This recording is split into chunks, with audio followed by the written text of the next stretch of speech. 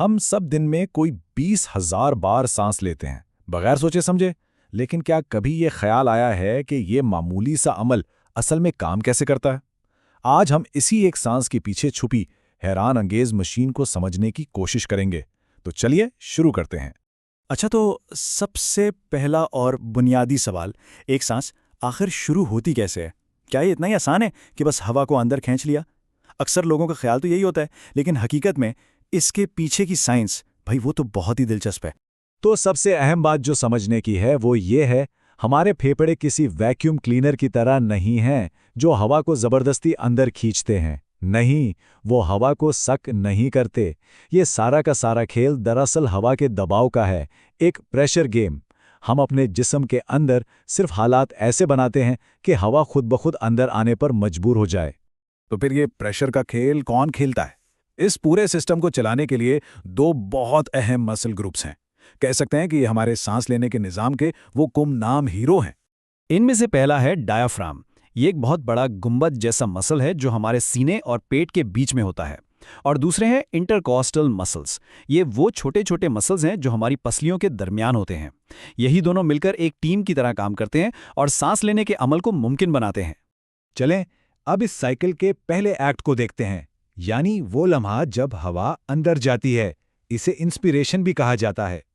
ये पूरा अमल 4 स्टेप्स में होता है। सबसे पहले मसल्स हरकत में आते हैं। डायाफ्राम नीचे की तरफ जाता है और पसलियों के मसल्स उन्हें ऊपर और बाहर की तरफ उठाते हैं। स्टेप 2, इस हरकत की वजह से सीने के अंदर की जगह यानी वॉल्यूम बढ़ जाता है। स्टेप 3, अब जब जगह बढ़ गई तो फेफड़े भी उसमें फैलते हैं और जैसे ही वो फैलते हैं उनके अंदर हवा का दबाव बाहर की हवा के मुकाबले में कम हो जाता है। और फिर आता है चौथा और आखिरी स्टेप। फिजिक्स का एक सादा सा उसूल है कि हवा हमेशा ज्यादा दबाव से कम दबाव की तरफ जाती है, तो बाहर की हवा फौरन इस कम दबाव वाली जगह को भरने के लिए अंदर की तरफ दौड़ती है और बस सांस अंदर आ गई। तो ये तो हुई सांस अंदर लेने की बात। अब चलते हैं साइकिल के दूसरे हिस्से की तरफ, यानी सांस को बाहर छोड़ना। इसे एक्सलेशन कहते हैं और मजे की बात यह है कि ये ज्यादातर खुद ब खुद बगैर किसी मेहनत के होता है। ये अमल पहले वाले से भी ज्यादा सीधा है। स्टेप 1, जिन मसल्स ने मेहनत की थी वो अब रिलैक्स हो जाते हैं। डायाफ्राम वापस अपनी गुंबद वाली शक्ल में ऊपर आ जाता है और पसलियां भी नीचे अपनी जगह पर। स्टेप 2, जाहिर है इससे सीने के अंदर की जगह कम हो जाती है। स्टेप 3, अब हमारे फेफड़े जो किसी लचकदार रबड़ बैंड की तरह हैं वो भी सुकड़कर अपनी असली हालत में वापस आ जाते हैं। इस सुकड़ने से फेफड़ों के अंदर हवा का दबाव बाहर के मुकाबले में बढ़ जाता है। और स्टेप 4, एक बार फिर वही फिजिक्स का असूल, हवा ज्यादा दबाव से कम दबाव की तरफ जाएगी, यानी फेफड़ों से बाहर। ये टेबल समझें इस पूरे अमल का एक खुलासा है। इंस्पिरेशन में देखें, मसल सिकुड़ते हैं, वॉल्यूम बढ़ता है और प्रेशर कम हो जाता है। और एक्सपिरेशन में सब कुछ बिल्कुल उलट है। मसल्स रिलैक्स होते हैं, वॉल्यूम कम होता है और प्रेशर बढ़ जाता है ना? वॉल्यूम और प्रेशर के बीच एक बड़ा दिलचस्प उल्टा रिश्ता। अच्छा, ये मैकेनिक्स तो बहुत जबरदस्त है, लेकिन एक सवाल जहन में आता है, ये सब कुछ इतना परफेक्टली सारा दिन हर रोज खुद ब खुद कैसे होता रहता है? आखिर इस पूरे सिस्टम को पीछे से चला कौन रहा है? इसका कंट्रोल सेंटर कहाँ है? तो जनाब, जवाब हमारे अपने दिमाग में छुपा है। हमारे सांस लेने का ये पूरा निज़ाम दरअसल दिमाग का एक हिस्सा कंट्रोल करता है, बिल्कुल एक ऑटो पायलट की तरह, जो पर्दे के पीछे से सब कुछ संभालता है।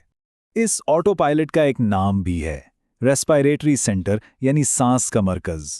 और ये दिमाग के बहुत अंदर ब्रेन स्टेम के एक हिस्से में होता है, जिससे मेडुला ऑब्लोंगाटा कहते हैं।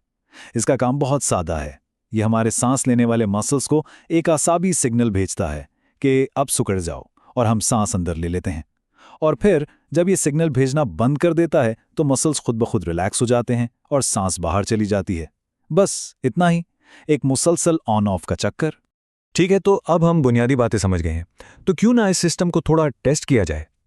आइए देखते हैं कि इंतहाई हालात में ये निज़ाम कैसे काम करता है। एक मिसाल लेते हैं ऊंचाई की।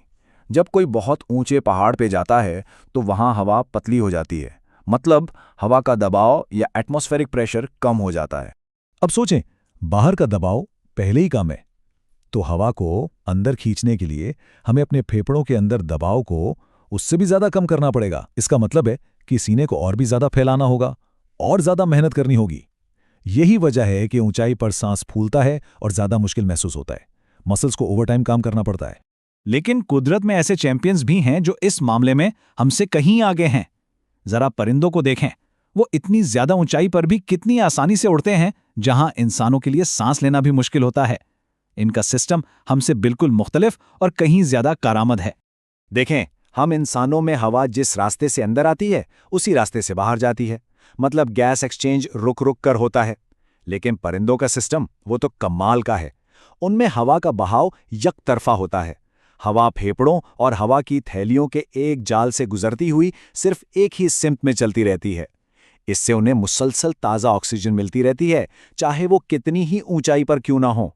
तो हासिल कलाम यह है कि सांस लेना दरअसल प्रेशर यानी दबाव का एक बहुत ही शानदार निज़ाम है, जिसे हमारा दिमाग बिल्कुल ऑटोमेटिक तरीके से चलाता है। ये पट्ठों की एक सादा सी हरकत है जिससे दबाव का फर्क पैदा होता है, और यही फर्क हमें जिंदा रखता है। तो इस सारी गुफ्तगू के बाद ये सोचने की बात है कि ये कदीम और खुदकार निज़ाम हमारी इस जदीद और पेचीदा ज़िंदगी को कैसे चलाता है। अगली बार जब कोई गहरी सांस ले, चाहे वो किसी प्रेजेंटेशन से पहले हो या किसी दौड़ के बाद, तो इसके पीछे काम करने वाले इस खामोश लेकिन बेहद खूबसूरत निज़ाम के बारे में ज़रूर सोचा जा सकता है।